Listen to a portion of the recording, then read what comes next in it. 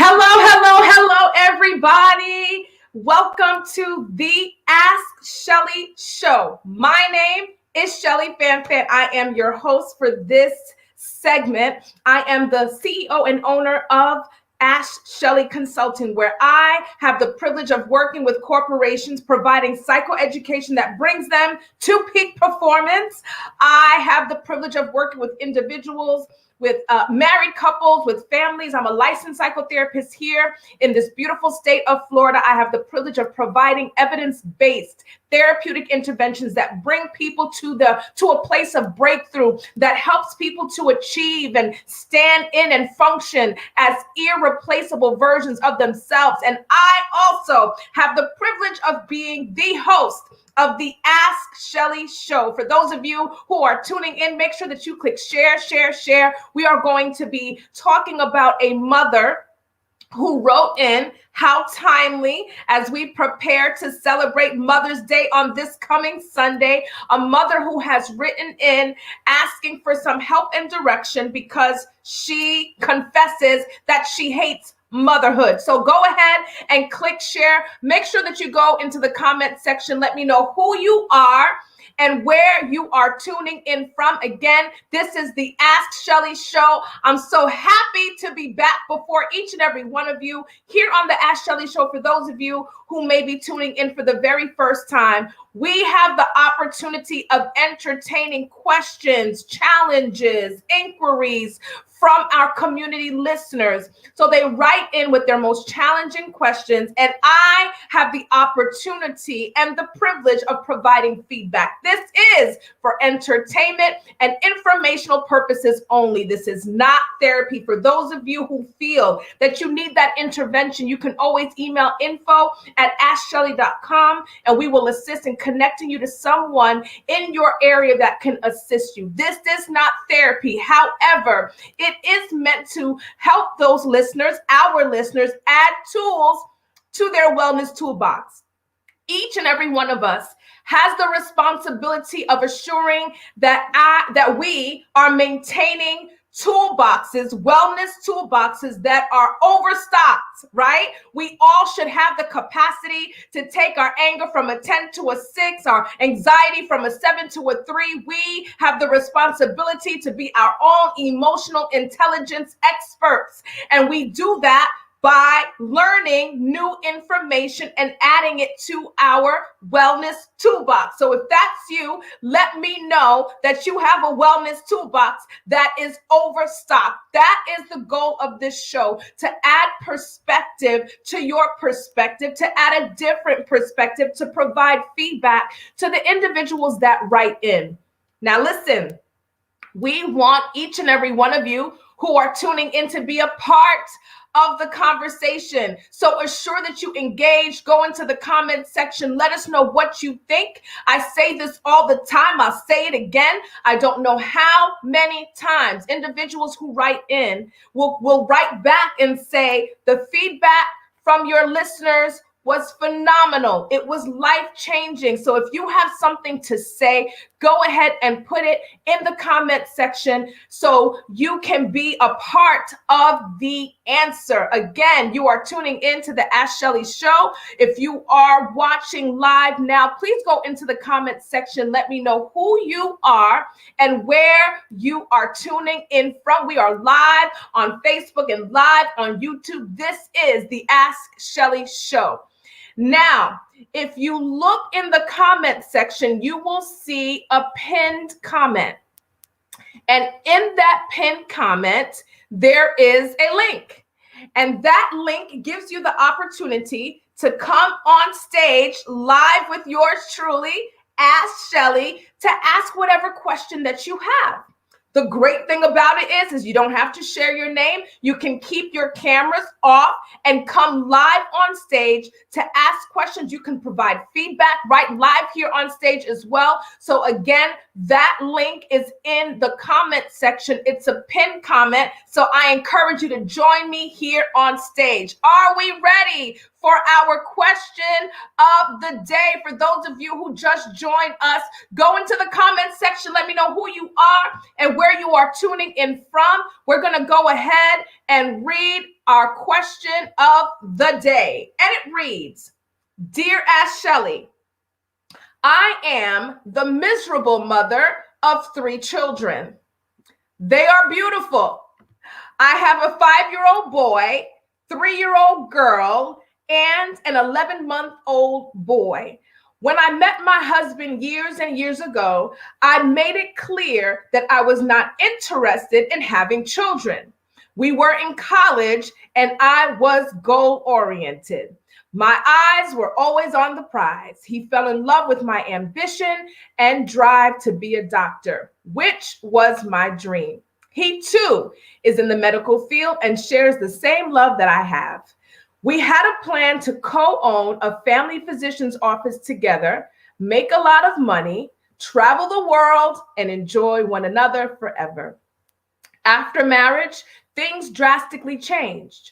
We received so much pressure from family members, mostly his, about having children. It got to a point where it caused us marital issues. I hated and avoided holidays and any event where I would be forced to interact with family. I hated it, she writes in all caps. I was tired of the pressure placed on us to have kids. I was even asked during the middle of a Thanksgiving dinner whether or not I was able to have children. The spark in our marriage dwindled as the conflict continued. Then the worst thing happened. My husband got on the same bandwagon. All of a sudden, he could not see purpose in life without kids. This was so unfair to me. We had a vision, a plan, and now I felt forced to give him his greatest wish, children. I had the children almost back to back while he went through med school. He is now a doctor doing well for our family, living out our dream, and I am home parenting children I never wanted in the first place. I know this sounds harsh. I love my children. They are beautiful. I just don't enjoy motherhood. I actually hate it. I am depressed. I am without purpose, and I probably suck as a mom. What should I do next? So I would love to hear your feedback. Go ahead and go into the comments section. So we have a mom that says, I absolutely hate motherhood. This was not the plan. I was supposed to be a doctor and co-owner of a family physician's office. This was not it. Now I'm a mother of 3. I'm depressed. I'm regretful. Help me. What should I do next? First and foremost, I want to say thank you to the queen that wrote in. While this is not something that people make known, especially women, I think there's an expectation that women are in bliss, that they love children, that they enjoy motherhood. And while that may be true for some, it is not true for all. And so your bravery is honored for writing in and exposing a reality that is what many women, 60% of women experience. Well, let me not say that. I won't say 60% of women experience that. 60% of women experience postpartum, and we're going to get into that in a second. But it's not a blissful experience for all women. I have a very close friend that just divorced his wife. It was a very, very long divorce. I think they finalized it this past December or so. Nonetheless, met this absolutely beautiful woman. You know, they had a great life together in their dating life. And after marriage, when the idea of children came in, it really ripped their marriage apart. And she finally did decide to have children because it's something that he wanted. And it did not help their marriage. It did not help heal those wounds. But going back to this question, I just want to make sure that it's clear that this blissful moment is not the reality for all women. All right. And so as a disclaimer, I said this before, I want to say this again. This is not therapy. There are so many questions that I have of this writer, so many questions, but I need to say this right off the bat. because I know how severe these thoughts can be, because I know how dark these thoughts can become, I need to say that if you feel that you are in imminent risk, that you are at imminent risk of harm, of danger, because of harm to yourself, or if you believe that there are others that are at imminent risk of harm because of how you are feeling, I encourage you to dial 911 right now. Do it right now. Let the person know on the line how you are feeling. Let them know what your dark thoughts are. Let them know that you need help ASAP. If it's not that serious, but you are truly battling with these ideations, right? Ideations, suicidal ideations, or homicidal ideations where you're entertaining, even hurting your children, I advise you to get help as soon as humanly possible. As soon as humanly possible, there is help for your thoughts. There is help for that dark space. You don't have to remain where you are. And so I encourage you, Queen, to get the help that you need. So I want to talk about three main points where we're talking about this question. Again, we have a woman that has emailed, and she has said, I need help, right? She wrote in and says, I have these 3 children. They're beautiful. I don't really enjoy motherhood. I actually hate it. She had this plan for life, and life did not happen as she planned. And she's really struggling with that. She's watching her husband live out their dream while she's home caring for children, something that she never planned or even wanted to do. And so there are 3 things that I want to touch on during our time together. And the first thing is, I want to talk about postpartum depression, something that I already let the cat out the bag for. And this is important. I want to talk about postpartum depression only because you mentioned that you have an 11-month-old. So you're within the first year period where postpartum can very well be a part of this equation.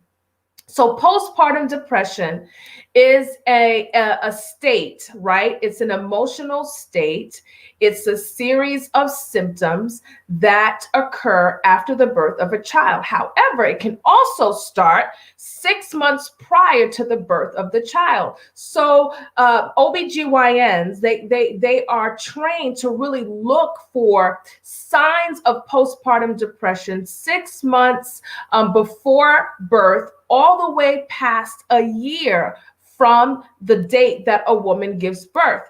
I have treated women that have had postpartum even longer than a year. Then, of course, we go into other clinical diagnostic, disorders when it gets to that point. However, I just want to make it known that it is a real thing. And I know at this point that we believe, right? Most people believe that it's a given, but it's not a given for many people. There are many women that are suffering in silence and don't understand why they don't have a desire to attach or bond with their children, why they are so fearful about being around their babies alone, or why they don't have this nurturing instinct. It happens. And because of the stigma attached to a mother who would not want to nurture or love her children, then many women suffer in silence. I want to highlight postpartum depression right now. Can I say,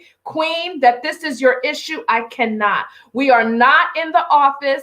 I am not diagnosing you. I'm not going through your lifespan and doing all of the clinical workup that's required. But I do want to make sure that everybody hears, because we're talking about providing feedback, right? We're providing feedback to the listeners. We're adding tools to our wellness toolbox. Postpartum depression, the symptomology that's associated with that condition is as follows: disorienting feelings of anxiety, anger, sadness, hopelessness, irritability, lethargy, confusion, crying episodes, sleep and appetite issues, inability to bond with the baby, and for some people, for anyone else for that matter, thoughts of self-harm, fear, and even thoughts of killing the baby. In about half of these cases, symptoms actually begin during pregnancy, and for others, it happens afterward. We are talking about a condition that affects 60% of new mothers. 60% of new mothers, that's over half. We're talking about postpartum depression. And the reason why I'm doing this is because a lot of the times I see when people come into my office and need help, the reason why they're coming in for help most often ends up not being the true root of the issue. See, we have to be careful when we start diagnosing issues, because the very thing or the very reason why you think you're experiencing a situation or experiencing certain feelings and certain emotions may not be accurate. So in that particular case, we have to be very careful about what we diagnose our issues as, right? Let me give you an example. A child who's cutting.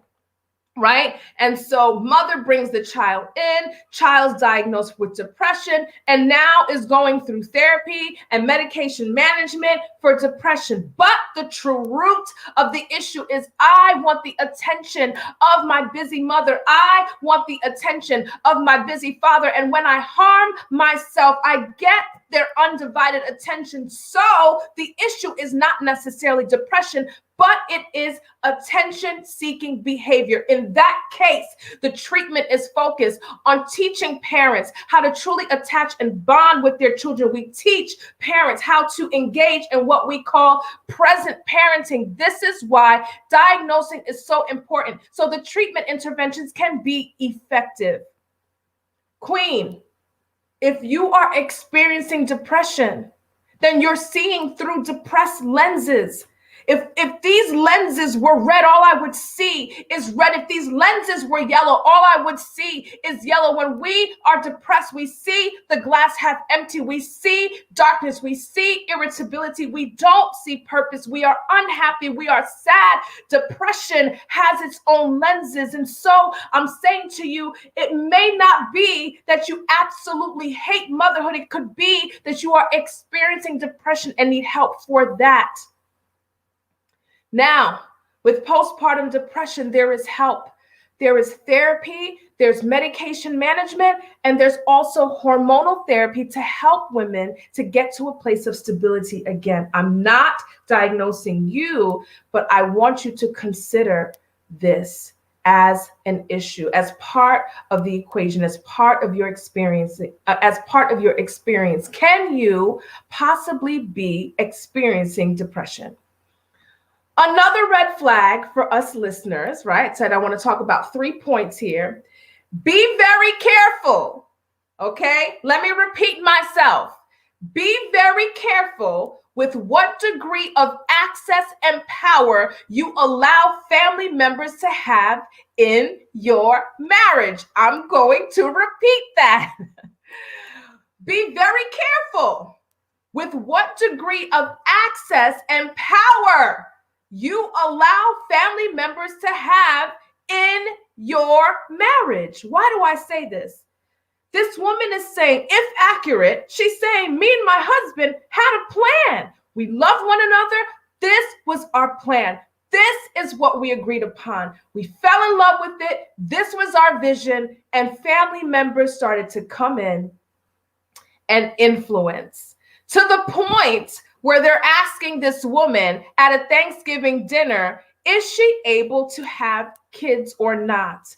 I have had friends who battle with infertility that have talked about how psychologically damaging it is when family members get in the mix, want to know when you're having babies, and they think that it's harmless. But to a woman who cannot conceive, it is emotionally injuring. Family members, mind your blank business, okay? Now, there are certain boundaries, very specific boundaries that marriages should have. I'm not going to get into it now, but one of those boundaries is, drum roll please, privacy. That's one of the boundaries that's absolutely necessary. So understand this, that there are certain things that transparency can kill, and your marriage is one of them. Let me repeat that again. There are certain things that transparency could absolutely kill. In other situations, transparency is wonderful. In counseling, transparency is beautiful. In leadership, transparency is amazing. Transparency can also be amazing in your interactions with family members. However, when done without boundaries, it can kill your marriage. Genesis 2, verse 24, it says, "For this reason, a man will leave his father and mother and be united to his wife, and they will become one flesh." In Corinthians 13, verses 7 and 8, it says, "Love always protects, always trusts, always hopes, always perseveres. Love never fails." We have the responsibility of protecting our marriages. Boundaries. There are certain boundaries that every marriage should have. It's about 7, and one of the 7 is privacy. And so here is this marriage, and family members were allowed to come in and speak their opinions about, when are you having kids? You shouldn't have kids, or what have you. And it caused some marital issues. And then your husband kind of jumped ship and said, yeah, I kind of want to have kids, and I won't have purpose without it. I'm not saying, coulda, woulda, shoulda, right? But moving forward, it's going to be very important that as you recover and as you heal, as you recover and as you heal and as your marriage recovers, that you guys are committed to being equally protective over your marital unit by being very clear about the boundaries and committed to guarding those boundaries with everything that you have. Husband and wives have the responsibility of being gatekeepers to their marriages. Be careful about the level of access and power that you give family members when it comes to your marriage. Just something I wanted to say and highlight. Last thing, hope deferred makes the heart sick. How many of you have heard that before? Hope deferred makes the heart sick, but a longing fulfilled is a tree of life. And that's Proverbs 13, verse 12. Let me say it again. Hope deferred makes the heart sick, but a longing fulfilled is a tree of life. Proverbs 13, verse 12. Dr. Miles Monroe says it best. He says that when we are operating in purpose, when our passions are ignited, when our assignments in Christ are ignited, when our unique abilities and talents and skills are ignited, and when we are operating in that vein, there is ease. And when we are not operating in purpose, there is dis-ease, disease. What I'm hearing, Queen, is that you're not operating in your purpose, right? You had this vision, and this is what I wanted to do, and I wanted to become a doctor, and I wanted to, co-own this facility with my husband, and we wanted to prosper with one another and travel the world. And so there was a derailing of that plan. And now you're feeling like you're not in purpose and you're experiencing some dis-ease. I don't want to oppose this understanding that you have, that you hate motherhood. But if you are not feeling useful, if you are not feeling valuable, if you are feeling lost in life, that means that you're not necessarily standing in power, right? Because you're just feeling lost. This is not what I wanted. You're feeling depression. You're feeling the anxiety that's married to depression, and you're having and experiencing a barrage of negative emotions. And so you're saying, I hate motherhood, right? That's all those negative things and negative emotions that you have about your career and projecting them onto your kids. Listen, I'm not saying that you don't hate motherhood. I'm just challenging that thought. I believe, Queen, that what you should be focusing on is how at this stage of my life can I begin to operate in purpose? What is that work-life balance? Husband, let's sit. I need to share my expectations with you. I need to share my heart with you. I need to share that I'm hemorrhaging at the heart. I'm proud of you and I love what you're doing. However, I need to get in the mix. I need to start going to school. I need a plan. Let me tell you something. Sometimes we don't need an arrival. We need a plan. As long as we have a plan, a simple plan can reposition you. A simple plan can give you perspective. A simple plan can give you patience. A simple plan can give you posture in your situation, just to have a plan. Sometimes I have clients that come in, they are depressed, they are hopeless, and we develop a plan of action. This is what is going to happen within the next 3 months. These are your goals. These are the steps that we're going to take toward these objectives within the next 6 weeks, within the next 8 weeks, within the next 12 weeks. And at the end of session, they're saying, I feel so much lighter. I feel so much better. Why? Because there is a plan. A plan gives us the ability to not just look at our now, but understand that there is a next. It gives us patience in our now season because we have greater vision for our next. Queen, what is your plan? Motherhood does not mean that you cannot have a career. It does not mean that you cannot go back to school and go to medical school. Where does it say that you can have it, that you cannot have it all? Where does it say that you cannot be a mother and still be a doctor? Where does it say that you need to have this or that? My God says that He is a God of grace, and it empowers me to do this and that. So you can choose. Do you want to live your life in this or that, or live in grace, doing things that only God can empower you to do? You can do this and that. So let's stretch the boundaries of your thinking. Let's stretch your expectations. Let's stretch your vision, because you can still do all that you intended to do with your life, even as a mother of 3.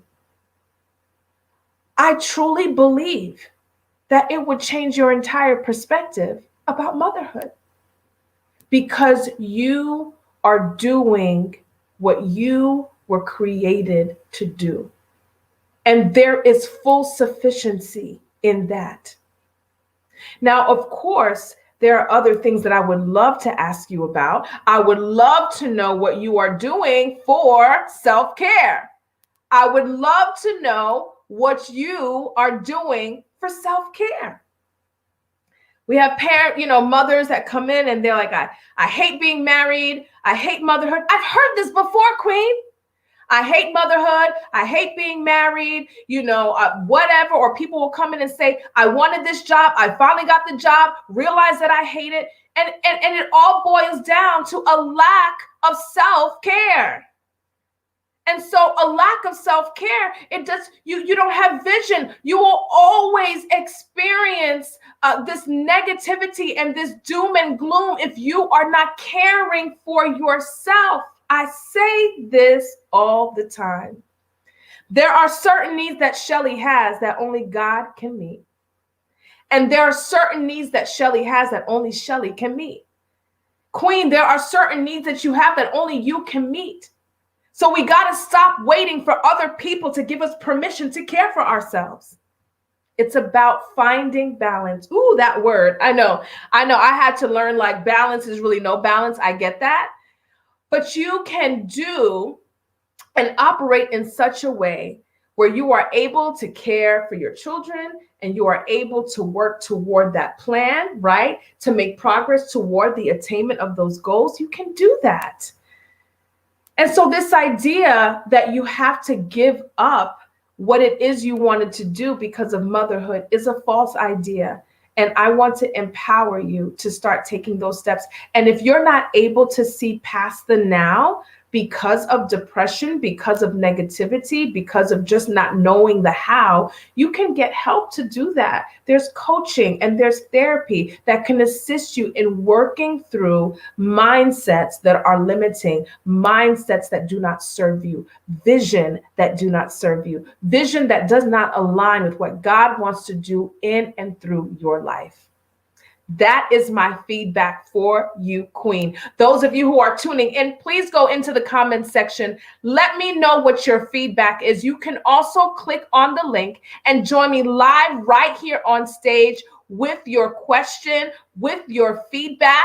You can leave your cameras off if you would like. You can, you don't have to display your name. You could join me right here on stage with confidentiality, with privacy, and you can share your feedback, or you can simply put it in the comment section and let us know what your feedback is for this queen. And I absolutely hope that this was helpful to you, Queen.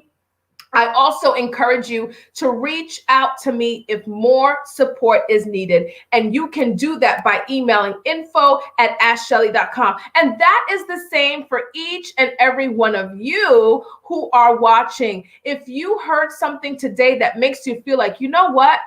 I think I need some extra support. You can email info@AskShelly.com. Again, you can email info@AskShelly.com and you can request a consultation. In your email, you can say that I was tuning into the Ask Shelly show and she suggested that I write in for a consultation, and you will get the consultation for free. And so feel free to write into info@AskShelly.com. You can also visit me on my website at www.AskShelly.com. Again, that's www.AskShelly.com. You can book me for events there. You can schedule your consultation there. You can also buy my book, right? Struggling to Keep the Vows. I was a collaborating author on that project. It empowers married couples to, like an eagle, right? Learn the skill sets to fly over their circumstances and continue to honor their covenant marriage with one another. Again, you can buy my book on my website, www.AskShelly.com. You can also go to bit.ly/victorious marriages and make your purchase there. I would like you guys to join me on May 28th. May 28th, Dr. Phillips. I would love each and every one of you to join me there. Go to www.reconnectorlando.com. On May 28th, they are having a community soul fest right on the front lawn of Dr. Phillips, okay? That's www.reconnectorlando.com. Go there, buy your tickets, meet me there, May 28th, Community Soul Fest. Go ahead and go to that website, get your tickets today. And I would love to meet each and every one of you face to face. It's going to be an amazing event, and you guys are all invited. Spread the news, put it on your Facebook post, let everybody know that we are meeting on the front lawn of Dr. Phillips on May 28th for the Community Soul Fest. For all of my listeners, thank you so much for tuning in to the Ask Shelly Show. Make sure that you click the share button. You never ever know whose line of sight, right, or whose line of hearing that this recording will land in. We desire to be a resource to our listeners. Everybody has the responsibility to have an overstocked wellness toolbox. And so this is what we endeavor to do. To all mothers out there who are preparing to celebrate Mother's Day. Understand that there are so many ways that we give to others. There are so many mothers out there who did not give birth to biological children, but actively parent and pour out and guide and advise and unconditionally love. So to each and every one of you, happy, blessed Mother's Day. Make sure that you take the time to celebrate yourself on this coming weekend. Do whatever necessary, make whatever necessary accommodations needed to assure that you have this time to celebrate yourself. And for those mothers who are struggling in this season, whether it's with postpartum, whether it's because of a hope deferred, understand that there are certain destinations in life that the only obstacle to get there is ourselves. So get out of your way. Understand that there is no one like you. No one can do it like you. That's absolutely impossible. Let me say it again. Nobody can do it like you. That is absolutely impossible. There's no competition in your lane. Live life as if failure was not an option, because hope deferred makes the heart sick. So go after those desires. Do it in full throttle mode and understand that God will give you what you need. When we are operating in purpose, God has the responsibility to release resources from the north, the south, the east, and the west to assure that we are well equipped to do what He has called us to do. So again, live life as if failure was not an option. Happy Mother's Day to all of you mothers. Happy Mother's Day to all of you single fathers. God bless each and every one of you. Thank you for tuning into the Ask Shelly Show. I will see you next week right here live with our guests, talking about body dysmorphia and some other issues. We are going to be talking about adult virginity, something that we don't talk about much. We talk about celibacy. We've talked about that. I have some great guests lined up. Make sure you stay tuned. Share, share, share. See you next week. God bless you. And do not forget, each and every day, your goal should be to become an irreplaceable version of yourself. Blessings.